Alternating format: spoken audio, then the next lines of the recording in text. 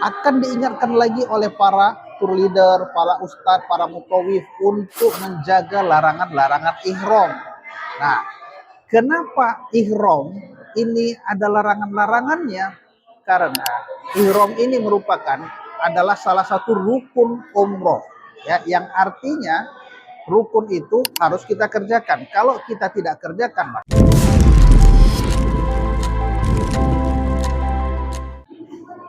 Bismillahirrahmanirrahim. Assalamualaikum warahmatullahi wabarakatuh. Sahabat Abu Syirah, saya muliakan Allah Subhanahu wa taala.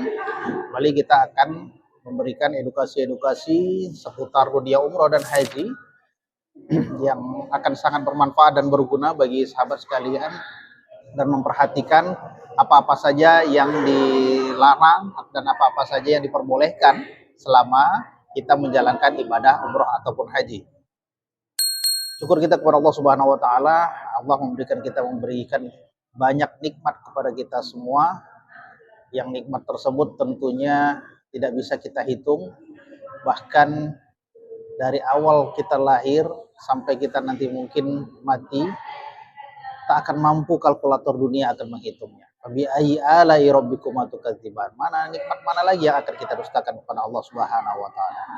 Selawat beriring salam kepada junjungan kita Muhammad Sallallahu Alaihi Wasallam, seorang manusia yang memberikan rahmat kepada dunia dan tentunya cahaya kepada kita, sehingga kita telah menerima begitu banyak ilmu sampai hari ini. Itu semua karena perjuangan Nabi Muhammad Sallallahu Alaihi Wasallam dan para sahabatnya. Sahabat Abu Syirah dimuliakan Allah Subhanahu Wa Taala. Beberapa waktu belakang ini kami lebih sering memberikan menjawab pertanyaan-pertanyaan, karena DM yang masuk itu terus banyak untuk mempertanyakan hal-hal apa saja yang sering dan relate terjadi bagi jamaah umroh, dan itu masih menjadi tanda tanya pada beberapa orang jamaah. Ya, pertanyaan yang pertama itu, apa konsekuensinya jika jamaah umroh melanggar larangan-larangan ihram tanpa sengaja? Ya. Jadi banyak sekali kita ketika sudah berihram itu ada larangan-larangan ihram yang harus kita jaga, ya. Ada di video kami yang lain apa saja larangan-larangan ihram itu, kita tidak jelaskan lagi di sini. Menurut Syekh Ibnu Utsaimin, apabila seorang yang melakukan pelaksanaan ibadah umroh dan melanggar larangan ihram tanpa sengaja, itu insya Allah dimaafkan oleh Allah Subhanahu wa taala, karena Allah sendiri juga mengatakan di dalam surat Al-Ahzab ayat kelima, walaysa 'alaikum junahum fima akhtatum bihi ma ta'ammadat qulubukum wa kana Allahu ghafurur rahim.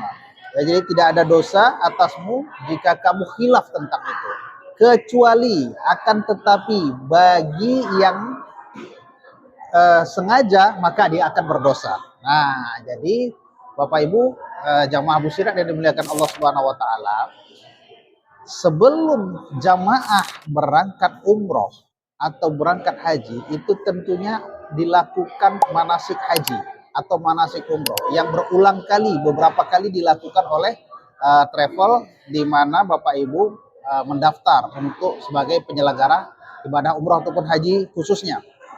Nah, tentunya si travel ini sudah mengingatkan, ya, sudah melakukan manasik, dan ustadznya, pembimbingnya sudah mengingatkan.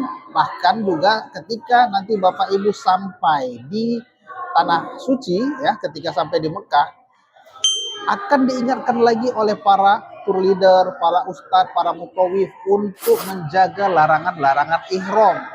Nah, kenapa ihram ini ada larangan-larangannya? Karena ihram ini merupakan adalah salah satu rukun umroh, ya, yang artinya rukun itu harus kita kerjakan. Kalau kita tidak kerjakan, maka pahalanya, maka ibadahnya, umrohnya itu tidak sah.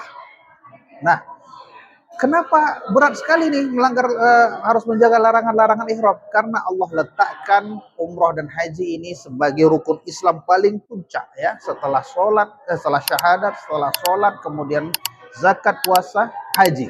Nah, jadi karena dia merupakan rukun Islam paling puncak, maka Allah sudah menilai hamba-hambanya yang mampu untuk melaksanakan Ibadah yang satu ini membutuhkan energi, materi, ya, tidak sedikit, biaya dikeluarkan banyak, 30 juta, 20 jutaan, ya. Tapi kemudian kita butuhkan juga tenaga untuk bisa melakukan ritual ibadah umroh ini sendiri.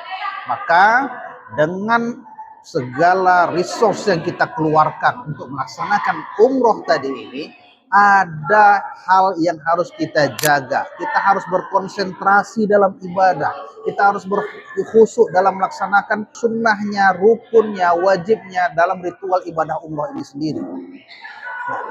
Karena konsentrasi itu dibutuhkan dalam setiap ibadah, makanya diingatkan kepada para jamaah untuk selalu menjaga larangan-larangan ihram.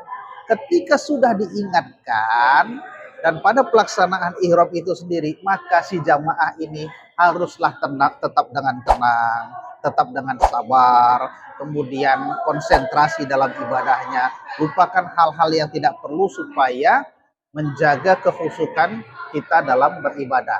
Kalau kita sudah khusyuk, kalau kita sudah paham ilmunya, kalau kita sudah mengerti, kalau sudah kita tenang dan kita mendapatkan chemistry antara kita dengan Allah, insya Allah larangan-larangan yang itu pun itu akan terskip, ya, akan tidak terjadi.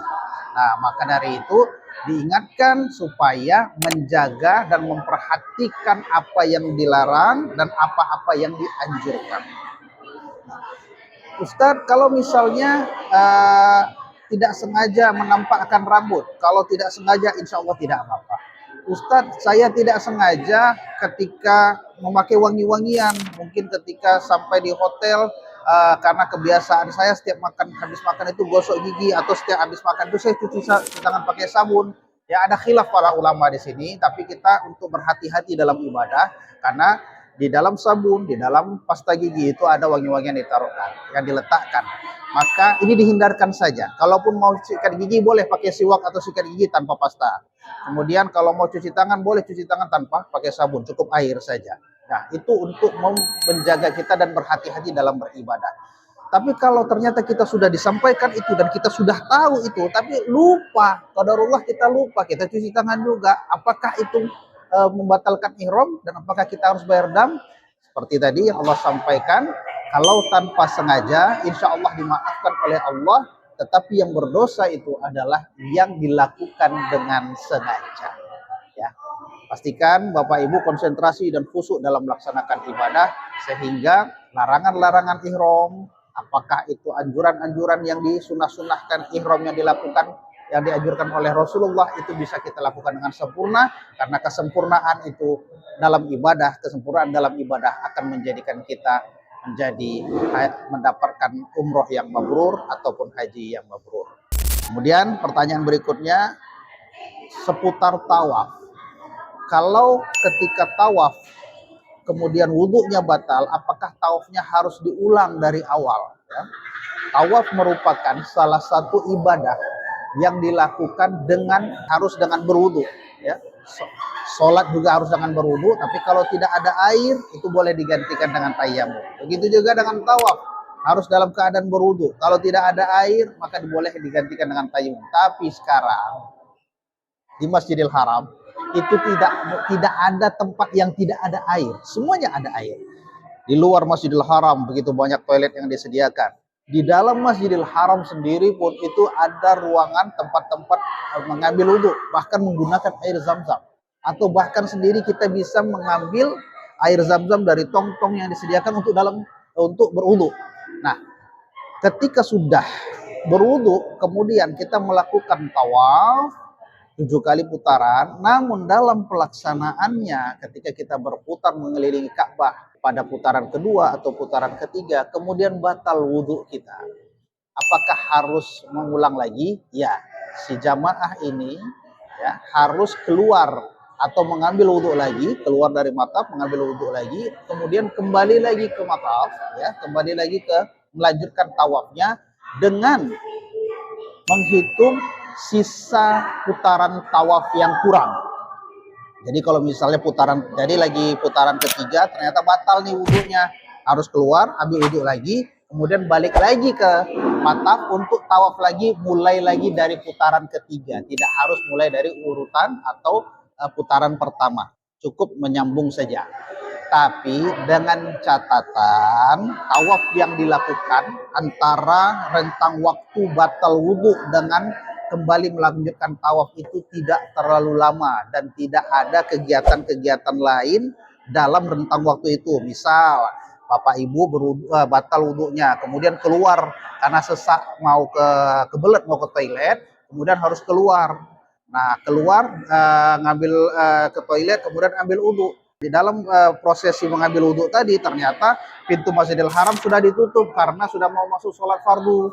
Nah, kemudian karena ada spasi seperti itu tadi dan bisa jadi kita baca Quran lagi segala macam. Kemudian apakah setelah kita masuk harus mengulang lagi? Kalau rentang waktunya cukup panjang dan diselingi dengan kegiatan-kegiatan yang lain, maka diharapkan untuk mengulang tawafnya dari putaran pertama. Tapi kalau rentang waktunya hanya sekedar mengambil wudhu, boleh melanjutkan tawaf dalam hitungan yang putus ketika kita sedang batal tadi. Nah, atau ketika jamaah sedang berputar, sedang tawaf, tiba-tiba ada azan, kita lanjutkan sholat di situ. Nah, kita ikut sholat nih, ikut sholat berjamaah dengan imam. Berjamaah dengan imam, setelah selesai berjamaah kita melanjutkan lagi tawaf sesuai dengan putaran yang kurang tadi. Jadi tidak perlu mengulang dari awal. Tapi kalau ada rentang waktunya yang cukup panjang, ada kegiatan lain setelahnya, maka diharapkan untuk mengulang dari putaran pertama, hitungan pertama. Wallahu a'lam bishawab.